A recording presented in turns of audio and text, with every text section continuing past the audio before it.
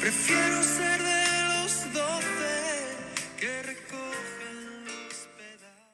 Amada Iglesia, paz de Cristo, hermanos, hermanas que nos acompañan, amigos, amigas. Estamos muy agradecidos con Dios, como cada domingo,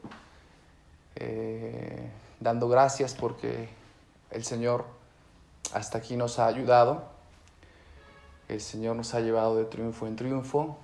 Como cada domingo he estado en contacto con desde los líderes de los grupos de amistad, los líderes de célula, que han estado al pendiente también de los integrantes de la iglesia, hermanos, y gracias a Dios puedo enterarme que todos estamos bien.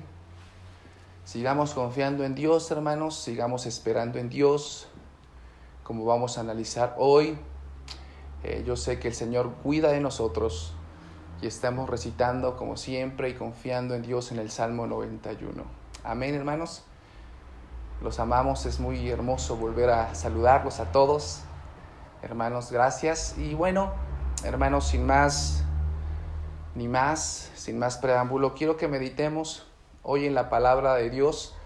Hemos estado mandando un programa para hacer el altar familiar dominical y el altar familiar entre semana. Espero que lo estemos llevando en orden, en obediencia también. Gracias por aquellos hermanos obedientes que nada les cuesta tomar una foto de mandar su altar familiar. Yo sé que a lo mejor es mucho pedir, pero yo bendigo a los hermanos, a las familias que son obedientes y mandan esta evidencia de que estamos haciendo estos altares familiares entre semana y los dominicales, donde nos reunimos todos en espíritu y en verdad a las 11 de la mañana. Te quiero invitar a que te conectes con la iglesia que eres tú, la iglesia que somos nosotros, para alabar el nombre de nuestro Señor Jesucristo. Sin más, hermanos, ya no quiero entretenerlos con palabrería. Vamos a la palabra de Dios. Amén, hermanos. Yo sé que como cada domingo estamos anhelando escuchar palabra de Dios para que sea de provecho, para que sean palabras de aliento y no palabras de hombres, sino palabra de Dios. Y para esto, hermano, quiero que vayamos al Evangelio según San Lucas, capítulo 9, versículos 10 al 17. Esta enseñanza la hemos titulado La certeza de que Dios proveerá. Amén, hermanos. Repito, el título de esta enseñanza, de esta predicación, se titula La certeza de que Dios proveerá, basado en el Evangelio de Lucas, capítulo 9, versículos 10 al 17. Acompáñame, hermanos, si tienes ahí tu escritura. Acompáñame, por favor. Dice la palabra del Señor. Vueltos los apóstoles, le contaron todo lo que habían hecho, y tomándolos se retiró aparte a un lugar desierto de la ciudad llamada Betsaida. Y cuando la gente lo supo, les siguió, y él les recibió y les hablaba del reino de Dios y sanaba a los que necesitaban ser curados. Aleluya. Pero el día comenzaba a declinar, y acercándose los 12 le dijeron: despide a la gente para que vayan a las aldeas y campos de alrededor y se alojen y encuentren alimentos porque aquí estamos en lugar desierto. Él les dijo: dadles vosotros de comer. Y dijeron ellos: no tenemos más que 5 panes y 2 pescados, a no ser que vayamos nosotros a comprar alimentos para toda esta multitud. Y eran como 5,000 hombres. Entonces dijo a sus discípulos: hacedlos sentar en grupos de 50 en 50. Así lo hicieron, haciéndolos sentar a todos. Y tomando los 5 panes y los pescados, levantando los ojos al cielo, los bendijo y los partió, y dio a sus discípulos para que los pusiesen delante de la gente. Y comieron todos y se saciaron y recogieron lo que les sobró, 12 cestas de pedazos. Aleluya. Bendita palabra de Dios. Hermanos, se escucha en los medios de una crisis mundial, y no solo de una crisis, sino de una gran depresión que se avecina. Probablemente habrá, o ya la hay, hambruna, probablemente habrá más pobreza, escasez y todos aquellos fenómenos que acompañan en la sociedad, fenómenos económicos, sociales, en el mundo entero. Pero, ¿cuál es la esperanza de la iglesia? Que, como lo comentaba en un inicio, que eres tú, que es tu familia, que somos nosotros. ¿Cuál es la esperanza del cristiano fiel y verdadero?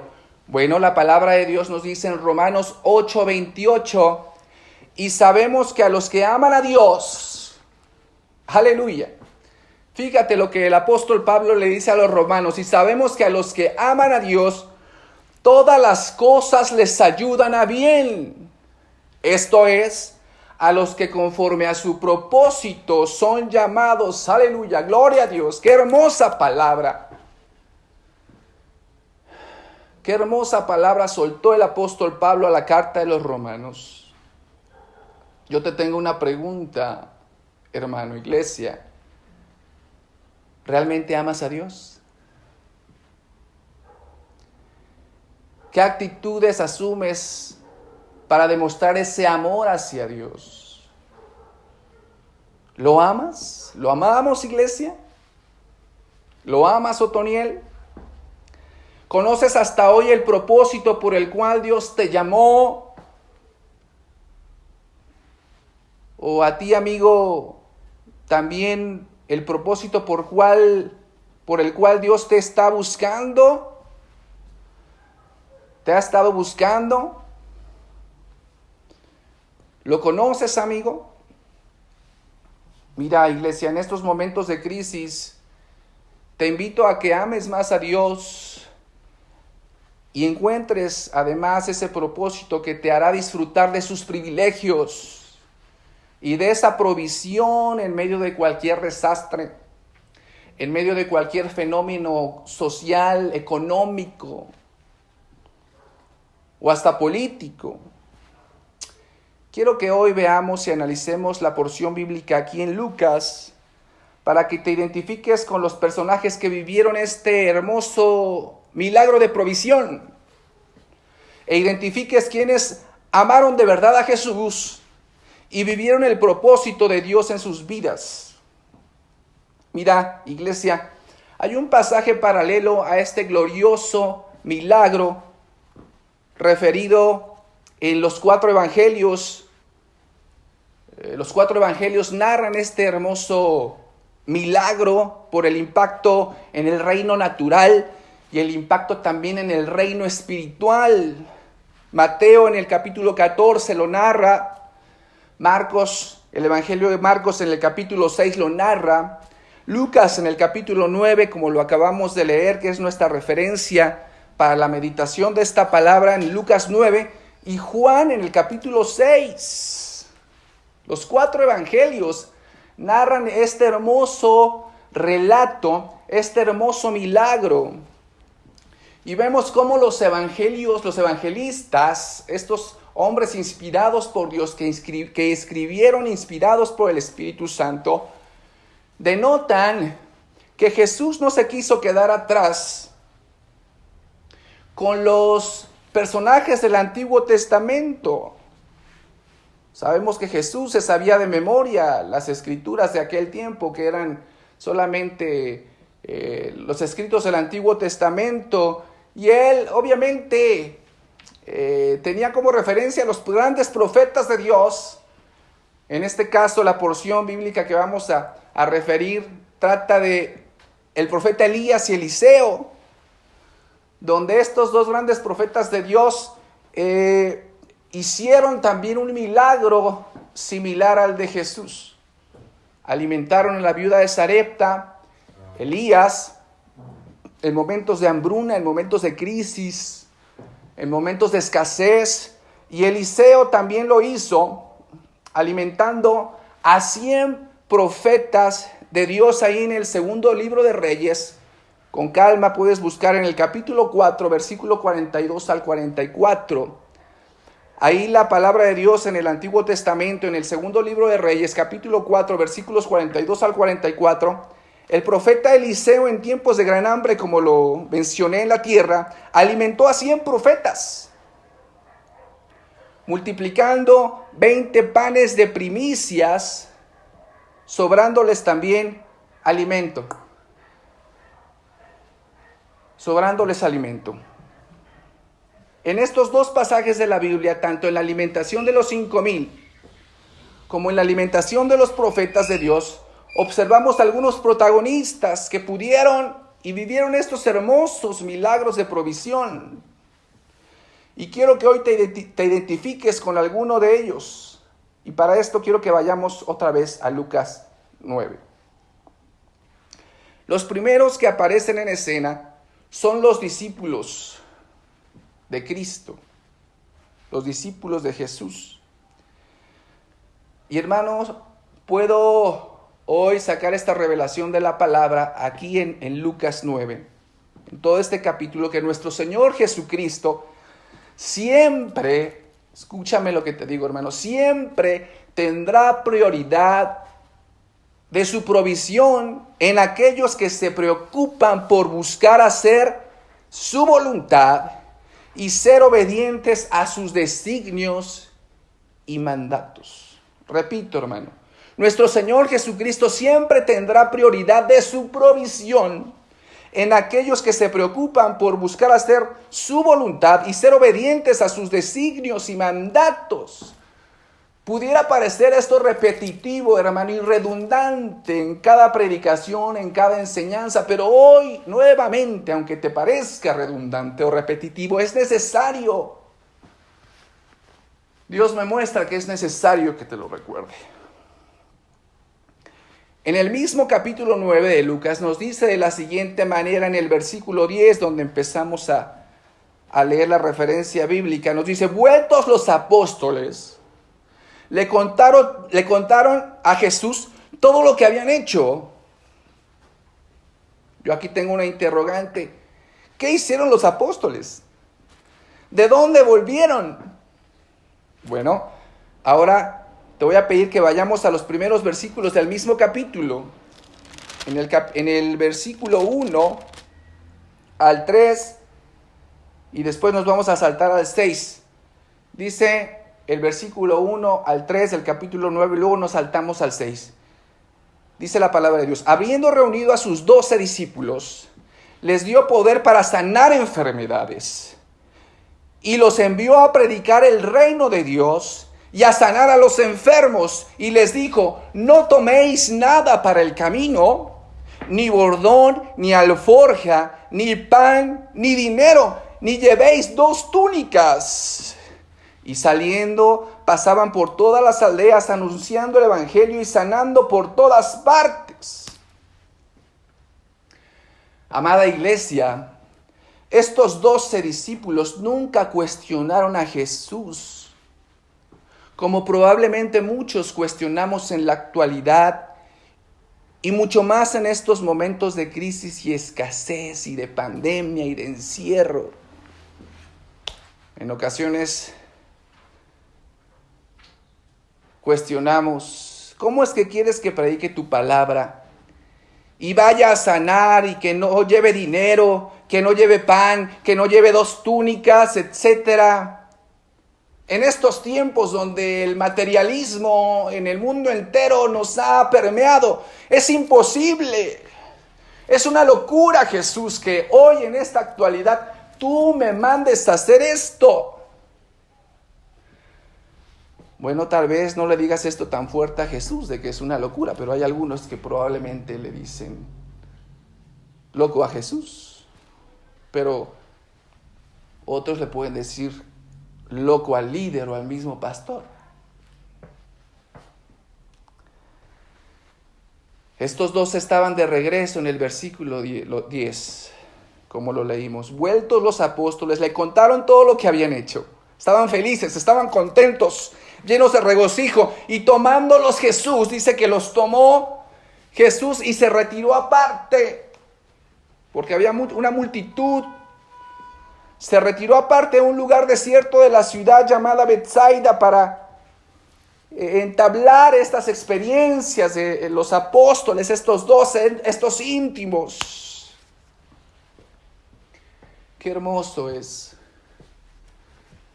cuando eres un íntimo de Jesús y Él te llama aparte para darte palabra, para darte provisión, para darte protección, para darte de su amor, de su confianza, de su seguridad. La palabra de Dios nos dice en Mateo 6:33, muchos no sabemos esta porción bíblica, mas buscad primeramente el reino de Dios y su justicia, y todas estas cosas os serán añadidas. ¿De qué cosas está hablando ahí la palabra de Dios? Mateo está hablando de dos cosas únicamente, es vestido y alimento, no de riquezas. El evangelio erróneo de la prosperidad refiere este versículo, esta porción bíblica en que Dios te va a dar todo lo que tú quieras mientras busques el reino de Dios y su justicia. Te puede dar hasta riquezas. Yo no creo en eso. Yo creo que Dios te puede dar la provisión. Y claro, te puede dar riquezas siempre y cuando trabajes muchísimo más duro y busques primeramente también el reino de Dios y su justicia. Pero específicamente en esta porción bíblica el Señor prometió proveerte de vestido y alimento únicamente, no más, si buscas primeramente el reino de Dios y su justicia. Aquellos que estén dispuestos a ser sus discípulos realmente, tendremos el privilegio que Jesús nos tome aparte y nos muestre su gloria y disfrutemos siempre de sus milagros y provisión, como lo hizo durante más de 3 años aproximadamente con sus discípulos, con sus apóstoles. Vivieron muchos de sus milagros, señales y prodigios. Los sustentó, les dio calzado, les dio vestido, les dio túnicas, les dio alimentos, vivienda junto con sus familias. ¡Aleluya! Tuvieron provisión porque fueron obedientes a su llamado a servir.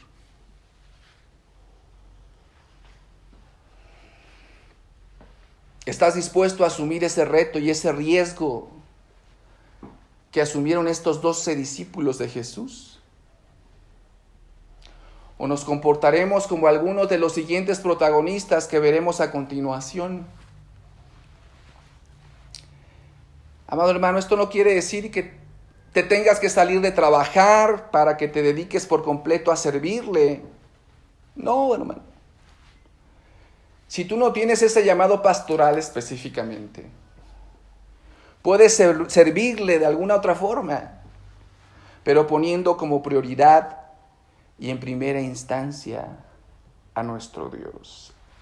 Aleluya. Otro protagonista que vemos en la historia es la multitud o la gente. Nos dice en el Evangelio de Marcos 6:34 también, como te comentaba, los 4 evangelios narran este hermoso suceso, este hermoso milagro. Y quiero ahora referirte a Marcos 6:34. Dice, y salió Jesús y vio una gran multitud y tuvo compasión de ellos porque eran como ovejas que no tenían pastor. Y comenzó a enseñarles muchas cosas. Aleluya. A ti, amigo, quiero hablarte hoy que nos acompañas. A ti, amigo, que aún no has dado la oportunidad a Jesucristo, nuestro Salvador, de entrar a tu corazón, a tu mente, a tu familia, a tu matrimonio. Hoy Jesús te dice, ven a mí y yo te haré descansar. Y también quiero darte la provisión material y la provisión espiritual que necesita tu alma, tu ser, tu familia y tu matrimonio otra vez. En esta porción bíblica, la multitud le mostró su poder, le mostró el poderío de Jesús para que creyeran en Él. Jesús hizo este hermoso milagro de la provisión de alimentar a estas casi 10,000 personas para que se voltearan de una forma real hacia Jesús, voltearan sus vidas por completo hacia Él. Pero la realidad es que posteriormente le crucificaron. Qué tristeza. Hoy en la actualidad, Dios se sigue manifestando con portentosos milagros, señales, prodigios, pero la gente hoy lo crucifica. Lo deja fuera de su vida. Lo desprecia, lo destierra de su corazón. La palabra de Dios también nos enseña y dice en Mateo 11, 28 y 30, venid a mí todos los que estáis trabajados y cargados, y yo os haré descansar. Llevad mi yugo sobre vosotros y aprended de mí, que soy manso y humilde de corazón, y hallaréis descanso para vuestras almas, porque mi yugo es fácil y ligera mi carga. Hoy Jesús quiere tener compasión de ti, amigo, hermano, como lo tuvo conmigo y todos aquellos que decidimos cumplir sus mandatos y propósitos para dejar de ser multitud y venir y ser parte de los suyos en la intimidad, siendo su discípulo y disfrutar también de sus maravillas y de esa provisión. Amado amigo que nos acompañas, tengo que decirte que la salvación es tan cara que nuestro Dios nos la regala. ¿Qué esperas para aceptar a Jesús como tu único, suficiente y verdadero Salvador? Él te quiere abrazar. Él quiere proveer de sus recursos. No son recursos terrenales, no son cualquier recurso, son recursos divinos, celestiales, y qué mejores. Gloria a Dios. Otros protagonistas que aparecen en escena son Felipe y Andrés. En la misma historia, ahora solo que en el Evangelio de San Juan, capítulo 6, versículos 5 al 7, nos dice: cuando alzó Jesús los ojos y vio que había venido a él gran multitud, dijo a Felipe, ¿de dónde compraremos pan para que coman estos? Le preguntó Jesús a Felipe. Qué raro Jesús preguntándole a Felipe. Pero esto decía para probarle, porque él sabía lo que había de hacer. Felipe respondió: 200 denarios de pan no bastarían. Los 200 denarios equivaldrían más o menos a 7 meses de salario mínimo en nuestro país, en la actualidad. 200 denarios de pan no bastaría para que cada uno de ellos tomase un poco. La actitud de Felipe ante los problemas, ante este problema y las dificultades, fue incredulidad. Fue duda, fue desconfianza. Y Jesús lo probó para ver su reacción ante tal situación. Que no se te haga raro, iglesia, hermano, hermana, que de repente el Señor nuestro nos pruebe en momentos de crisis. Déjame decirte que en ocasiones Dios pone circunstancias difíciles y críticas y nos pregunta: ¿qué harás ahora? Y Él nos da todavía la pauta para ver si nosotros preguntamos: ¿qué haremos? Si lo incluimos o lo marginamos. ¿Cuál es tu actitud ante circunstancias adversas? ¿Tendremos o tendrás la capacidad de creer un Dios de lo imposible, el cual de la nada puede hacer mucho? ¿O te quieres valer de tus razonamientos intelectuales, autónomos, autosuficientes y reales para resolver esa situación difícil? Deja el orgullo, hermano. Deja el orgullo, de nada te sirve el orgullo. Nuestro Dios siempre nos lleva al límite para que le digamos, Señor, definitivamente ya no puedo más con este problema, ya no puedo más con mi familia, ya no puedo más con este matrimonio, ya no puedo más con esta labor económica en mi trabajo, ya no puedo más, de verdad, ahora entra tú a escena y soluciona este problema.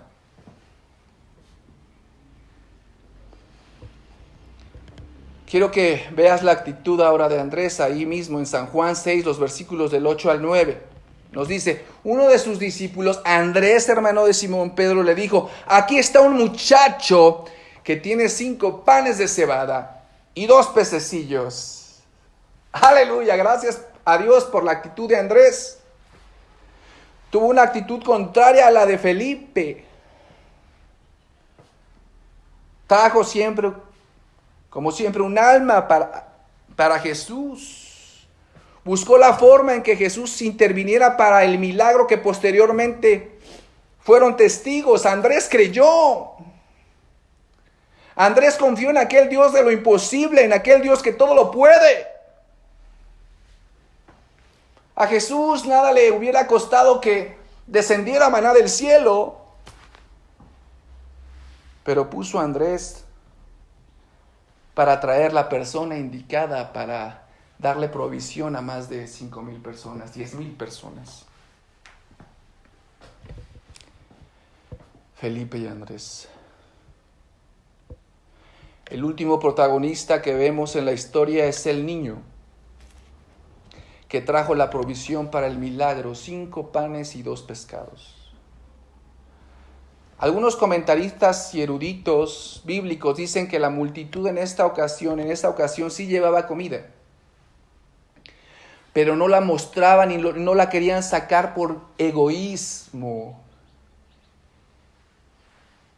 Fíjate, no querían sacar sus provisiones para no compartir, para no dar. Fue entonces que el niño inocente, ese niño sin malicia, puro y sin mancha, sin egoísmo, ofreció lo poco que traía. Fue entonces que la multitud reaccionó de la misma manera, despojándose de todo egoísmo, y aprendieron en esta ocasión también a ser generosos. Lo que es una realidad, hermano, es que nuestro Señor Jesús hizo un milagro con lo poquito que el niño le llevó al maestro. La palabra de Dios nos dice en Lucas 18:17, de cierto os digo que el que no recibe el reino de Dios como un niño no entrará en él. Hoy te invito a que dispongas pues tu corazón y tu mente para que Dios la renueve y nos haga como niños, sin egoísmos, sin temores, sin preocupaciones, y puedas depender como lo hace un niño con su papá, y puedas ser generoso en todos los sentidos, y poder también traer lo que para ti pareciera poco, tus habilidades si para ti te parecen pocas, que es poco, o lo material, tus ofrendas, tu diezmo, si te pareciera poco, el Señor, nuestro Dios lo va a magnificar, porque si en lo poco eres fiel, en lo mucho Él te pondrá. Los 12 discípulos, a diferencia de la multitud, siguieron a Jesucristo de una forma desinteresada. Posteriormente al milagro de alimentar a más de 5,000 personas. Los 12 discípulos, a diferencia de la multitud, tuvieron todavía el privilegio de ver caminar a Jesús sobre el mar y muchos más milagros para reafirmar su fe. Pedro, uno de ellos, hasta caminó sobre el mar. Mateo, Marcos y Juan narran este también hermoso suceso cuando Jesús narra, cuando Jesús camina sobre el mar. Inmediatamente después de este suceso de los 5,000, Lucas no lo narra, pero Lucas narra la confesión de Pedro de que Jesús era el Cristo, el ungido. Hoy yo te pregunto, ¿quién es Jesús para ti? ¿Quién es Jesús para ti, amado hermano? ¿Es Jesús también en tu vida el que te provee? ¿Es Jesús para ti en tu vida tu Salvador? En esta ocasión sus discípulos supieron que Jesús era el pan de vida y que no solo era su proveedor de alimentos físicos, sino que al aceptarle tendrían vida eterna. ¡Gloria a Dios! ¡Vida eterna! Juan 6, 47 al 48 nos dice el evangelista: de cierto os digo, el que cree en mí tiene vida eterna. Yo soy el pan de vida. Hoy Jesús te quiere dar ese pan de vida. Acéptalo, reconcíliate con Jesús. La multitud y algunos discípulos, sin embargo, que seguían a Jesús por interés, lo abandonaron por no haber creído en él. Ahí mismo en San Juan, capítulo 6, los versículos 64 y 66 nos dice: pero hay algunos de vosotros que no creen, aún discípulos. Porque Jesús sabía desde el principio quiénes eran los que no creían y quién le había de entregar. Desde entonces muchos de sus discípulos volvieron atrás y ya no andaban con él. Aleluya.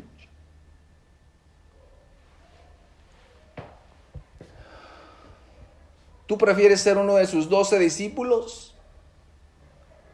¿O prefieres ser de la multitud? Dice un poeta, compositor español, Marcos Vidal, en un hermoso canto llamado Discípulos: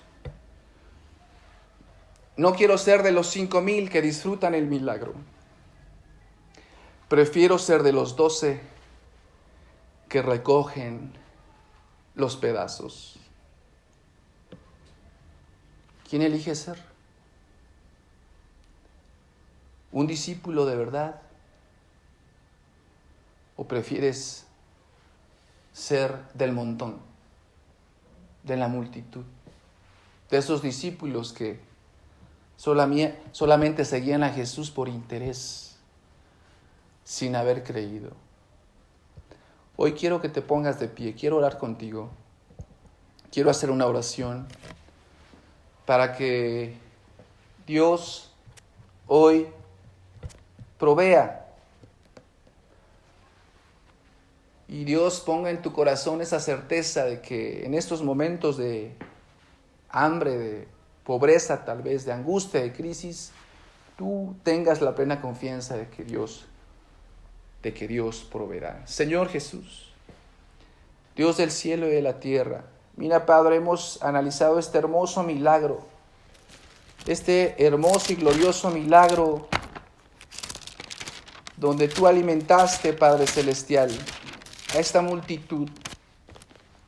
Señor, y yo, tu iglesia que hoy está aquí presente, Señor Jesús, yo sé firmemente que ellos quieren ser tus discípulos y seguirte de una forma desinteresada. Y al hacer esto, Señor, yo sé que tú vas a suplir sus necesidades. Yo sé que vas a suplir, Padre Celestial, todo lo que haga falta conforme a tus riquezas en gloria.